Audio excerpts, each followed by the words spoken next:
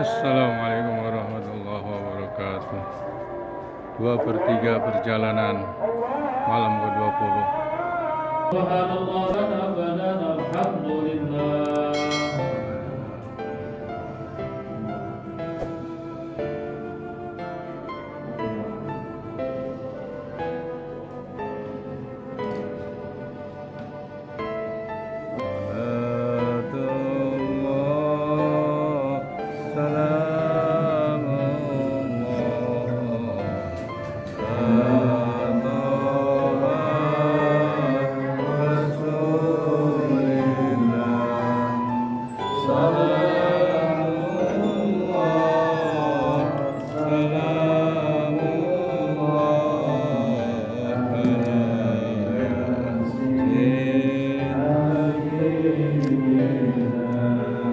Akhir Ramadan kita diwajibkan untuk mengeluarkan zakat fitrah.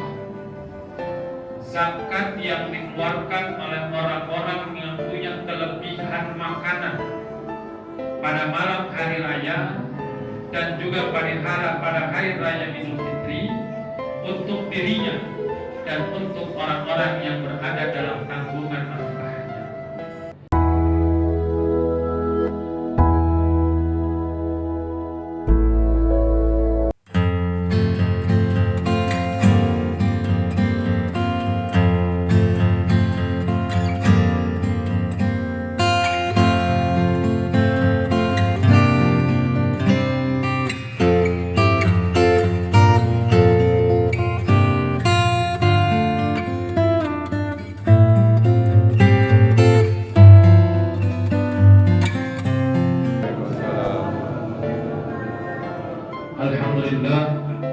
Alhamdulillahilladzi hadana li hadza wa ma kunna linahtadiya laula an hadana Allah.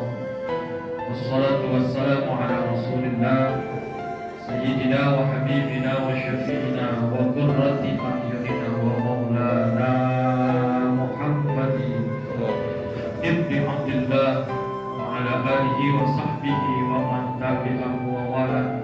Salatan wa salaman daimaini mutalasimaini ila yaumil qiyamah, amma ba'd. Rabbi shrah li sadri wa yassir li amri wahlul 'uqdatam min lisani yafqahu qawli. Rabbi a'udzu bika min hamazati syayatin wa a'udzu bika rabbi an yahdurun. Rabbi yassir wa la tu'assir ya karim. Sallallahu alaihi wasallam. Ma'asyiral muslimin wal muslimat, al-mu'minina wal mu'minat, jamaah salat fardhu isya dan salat sunnah tarawih, salat nurul iman yang dirahmati Allah. Alhamdulillah wa syukurillah, 19 hari telah kita laksanakan ibadah puasa di tahun 1444 Hijriah ini. Mudah-mudahan ibadah puasa yang kita laksanakan akan tercatat sebagai amal kebaikan yang berhak mendapatkan balasan dari Allah Subhanahu wa Ta'ala. Dan mudah-mudahan di 10 hari ke depan Allah Subhanahu wa Ta'ala limpahkan kita kesehatan untuk bisa memaksimalkan di 10 hari terakhir bulan suci Ramadan agar kita bisa menggapai kebaikan. Dan ada satu malam yang kita buru bersama, yaitu Lailatul Qadar. Dan apabila kita ibadah di dalamnya lebih baik daripada 1000. Hadirin hadirat yang dirahmati Allah Subhanahu wa Ta'ala, menindaklanjuti dan meneruskan apa yang pernah saya sampaikan dalam kultum sebelum tarawih beberapa hari yang lalu, bahwa di bulan Ramadan ini ada satu kewajiban lain yang kita tunaikan, yang harus kita tunaikan menjelang datangnya hari raya Idul Fitri.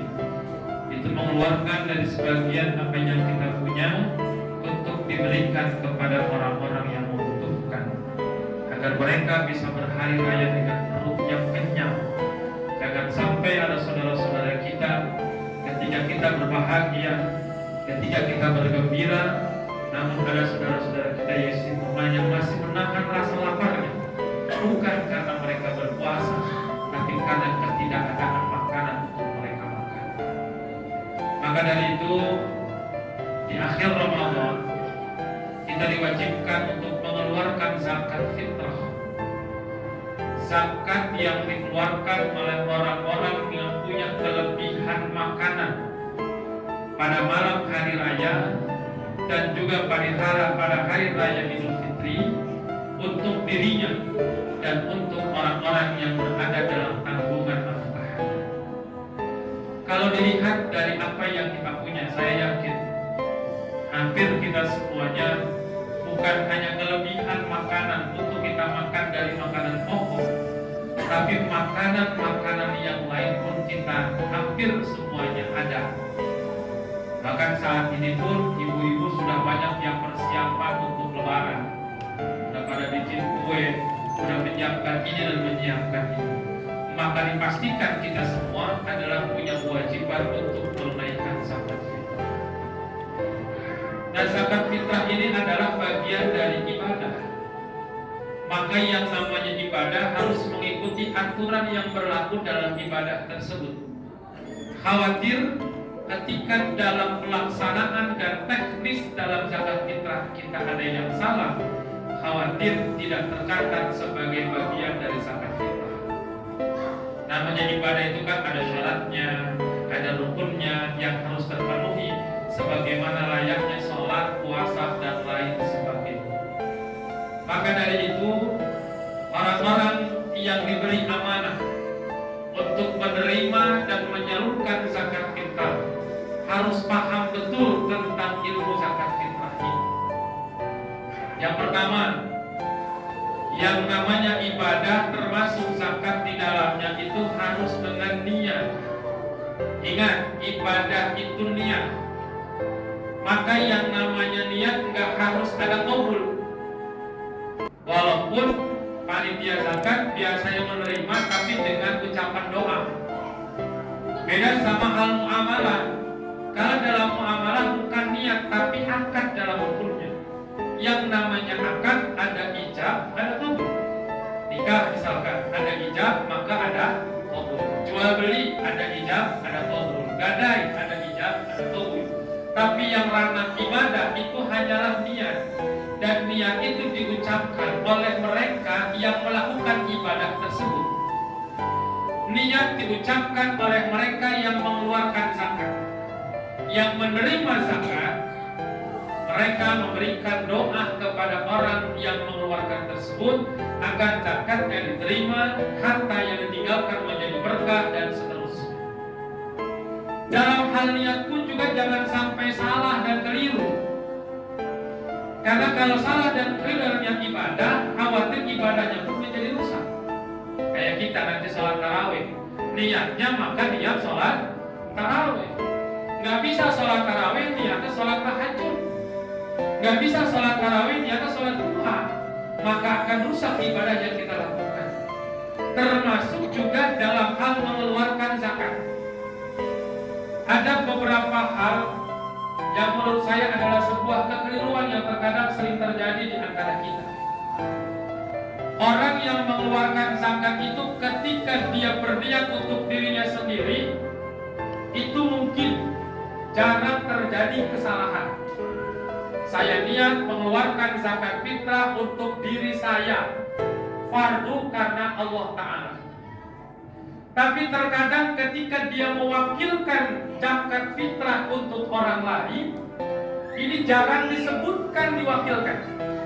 Misalkan seorang ibu, dia membayarkan zakat fitrah untuk suaminya, untuk anak-anaknya. Terkadang niat yang dibaca yang ada dan umum aja.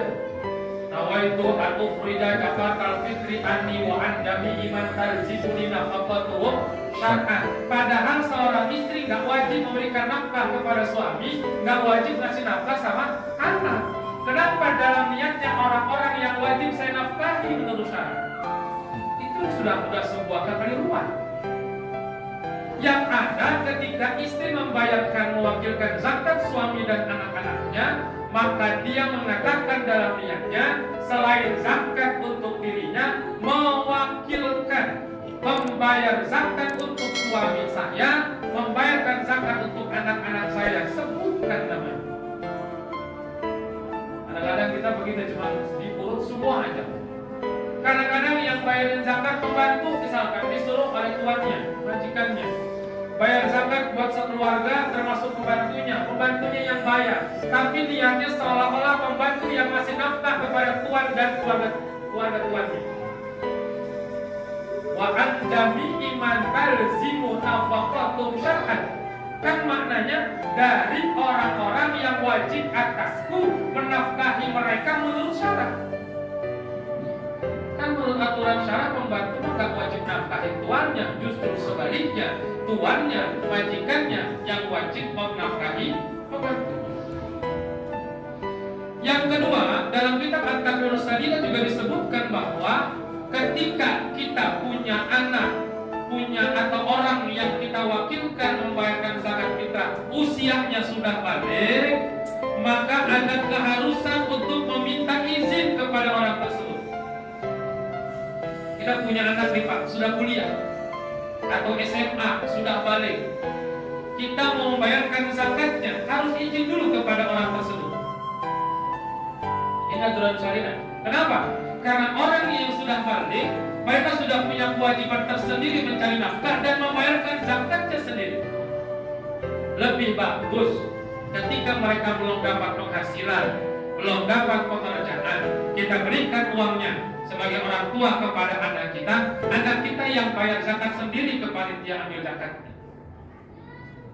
Karena ketika tanpa izin kita membayarkan zakat untuk anak-anak yang sudah balik usianya, itu tadi khawatir dalam niat yang keliru akan menyebabkan rusaknya ibadah. Beda sama kita punya orang tua, orang laki-laki ini punya kewajiban untuk memberikan nafkah kepada orang tua, terutama orang tua yang sudah usul. Kewajiban nafkah jatuh kepada anak laki-lakinya. Maka ketika dia memberikan zakat kepada ibunya tanpa harus ada izinnya, karena berada dalam tanggungan nafkah. Anak laki kan ketika dapat warisan paling gede di antara yang lain. Anak laki ketika ada harta warisan, dia bakal menghijab beberapa anggota keluarga ahli waris yang lain. Ketika menjadi ahli waris dan harta warisannya ada. Tapi juga jangan salah, ketika orang tua atau yang mewariskan tidak punya harta warisan, yang ada adalah hutang, maka anak laki-laki pun punya tanggungan untuk membayar hutang yang lebih besar kepada orang tuanya, yang apabila meninggal nggak ninggalin harta tapi ninggalin hutang. Kita kadang-kadang kira begitu harta warisan banyak berebutan mengaku orang yang paling banyak sebagai anak laki-laki. Bila orang tua ninggalin hutang, orang-orang kagak tahu. Dan termasuk dalam hal memberikan nafkah, anak-anak laki pun adalah punya kewajiban untuk memberikan nafkah kepada orang tuanya yang sudah usul. Makanya panitia zakat harus menuliskan niat zakat yang niatnya adalah mewakilkan kepada orang lain yang dibayarkan lewat dia, yang dititipkan lewat dia untuk membayarkan zakatnya. Karena niat sekali lagi adalah bagian dari ibadah. Niatnya salah, khawatir ibadahnya bakal rusak. Sama dalam hal kurban juga Pak. Ketika kita berkurban atas nama orang lain, entah itu anak yang sudah balik, keluarga yang sudah besar, tanpa seizin mereka atau tanpa konfirmasi dari orang yang kita kurbankan, maka dikhawatirkan juga kurbannya menjadi rusak. Jadi hal-hal seperti ini yang terkadang lupa. Maka dari itu para petugas, para amilin yang bertugas mengumpulkan sekaligus menyalurkan zakat ini harus paham betul tentang ilmu ini. Satu hal lagi yang menjadi kekeliruan terkadang, mohon maaf, ketika menyalurkan zakat, anak yatim dan janda termasuk dalam mustahik. Dalam At-Taubah 8 asnaf menerima zakat, nggak ada anak-anak yatim dan janda-janda. Yang ada adalah fuqara, masakin, hamba sahaya, amilin, ibnu sabil, sabilillah, gharibin, dan seterusnya. Nggak ada anak-anak yatim. Kalaupun di lingkungan kita ada anak yatim yang hidupnya kaya, mampu, bahkan dia ada dapat potensi dapat warisan besar dari orang tuanya, itu bukan mustahil zakat walaupun dia anak yatim. Ada janda yang di lingkungan kita, jandanya kaya, dia mampu menghidupi dirinya, bahkan mampu menghidupi keluarganya, juga tidak termasuk dalam mustahil zakat walaupun statusnya janda. Kalaupun ada anak yatim dan janda masuk dalam daftar mustahil, bukan karena jandanya, bukan karena yatimnya, tapi karena masuk dalam kategori fuqara atau masuk dalam kategori masakin. Beda kalau sama santunan.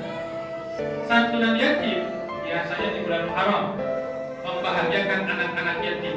Dia mau kaya, dia mau miskin, yang namanya anak yatim kita berikan santunan. Sebab niatnya bukan hanya memberikan sesuatu yang kita punya. Hakikatnya ketika santunan saat itu adalah membahagiakan mereka. Karena bentuk perhatian dari orang-orang yang ada di lingkungan kepada yatim tersebut akan menjadi spirit besar buat mereka ketika mereka kehilangan sosok yang mereka jadi panutan, yang mereka sayangi. Maka kita sebagai orang-orang yang dekat dengannya menyayangi mereka layaknya sebagai orang tua, walaupun dia orang kaya, karena bentuknya santunan yatim. Tapi ketika dalam pembagian zakat tidak ada yang namanya mustahil yatama, tidak ada mustahil zakat. Kalaupun ada, karena kategorinya adalah fuqara. Nah, hal-hal seperti ini karena zakat itu adalah bagian dari ibadah. Bahkan dikatakan dalam sebuah keterangan, zakat fitrah yang kita keluarkan di akhir Ramadan itu adalah tuhratul lisaim, mensucikan orang-orang yang berpuasa minar rafas, dari ucapan-ucapan yang sia-sia, dari omongan-omongan yang tidak baik, wa tuhmatul lil masakin, dan memberikan makan kepada orang-orang yang miskin. Walaupun wajibnya membayar zakat itu adalah ketika terbenam akhir Ramadan dan mulai masuk tanggal 1 Syawal, dan afdalnya pada subuh sampai menjelang atau saat mulai sholat Idul Fitri. Makanya Nabi dulu ketika sholat Idul Fitri, beliau akan siap sholatnya, memberi kesempatan kepada orang yang mau membayar zakat. Dan saat itu, walaupun amilin sudah tidak bertugas lagi, boleh memberikan zakat, membayar zakat kepada mustahik langsung. Makanya Nabi akan siap sholat Idul Fitrinya. Beda sama Idul Adha.